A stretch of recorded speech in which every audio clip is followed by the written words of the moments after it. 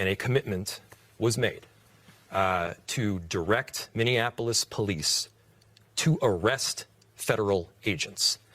That would be dangerous, that would be irresponsible, and my simple question is, how would our police officers do that? How would our police officers arrest federal agents when, simply put, they have much bigger guns and it would be illegal?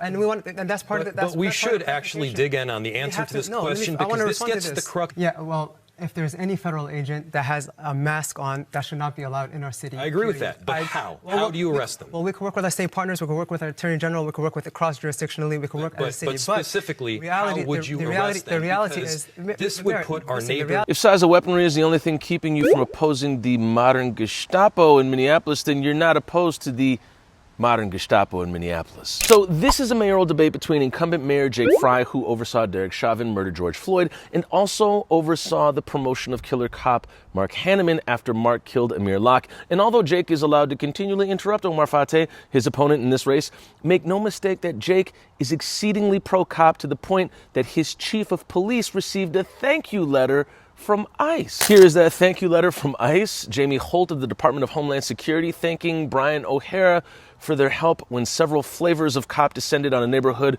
of color in Lake Street and terrorized hundreds of people of color. That's a thank you letter.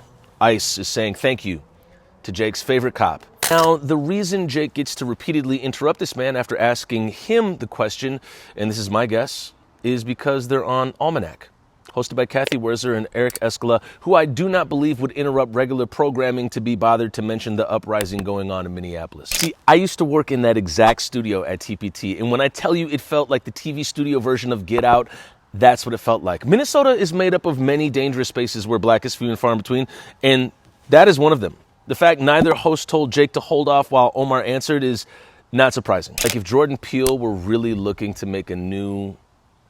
Just go to TPT. Jordan, just go straight to TPT. You don't even have to pay me as a location scout. Now, the final point is if MPD can violate the civil rights of citizens and murder them, I'm pretty sure they can stand in the way of ICE. But they can't because ICE is too busy thanking them for the help. By the way, don't rank Frey. Okay. And shout out to Marsha Howard for pointing out this video. She cites 2 other major things going on with it, and you can find her at the description in the bio and read about those things going on there. Bio. I swear, one last thing. To quote Jake, irresponsible and dangerous would be allowing ICE to run free in these streets, and the least your cops could do is put up a fight.